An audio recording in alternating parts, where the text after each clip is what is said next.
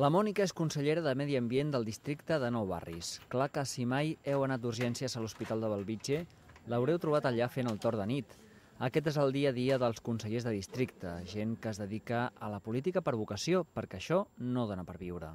Esto internamente cuesta encontrar gente que quieran ser consellers, porque es una dedicación de reuniones cada X tiempos, preparaciones a plenarios, etcétera, reuniones con entidades, gente que quiera hablar contigo.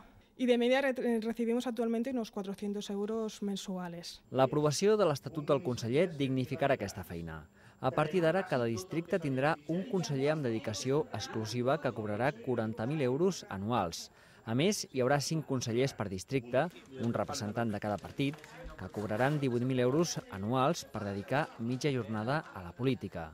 Consellers com Eduard Ràmia, que porta més de 20 anys dedicat al districte, celebren el canvi, tot i que els 18.000 euros anuals només els fa saltar de la precarietat al mileurisme.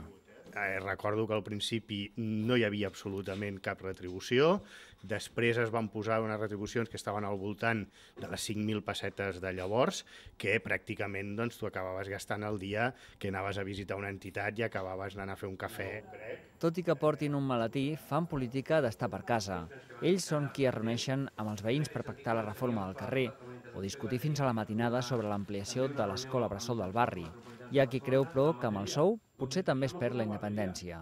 Crec que no viure de la política tampoc està tan malament perquè també et dona una llibertat a l'hora de fer i desfer.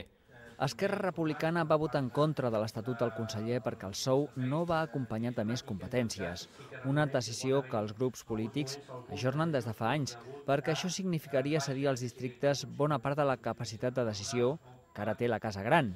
I clar, una cosa és que cobrin i una altra que puguin decidir què es fa al seu districte.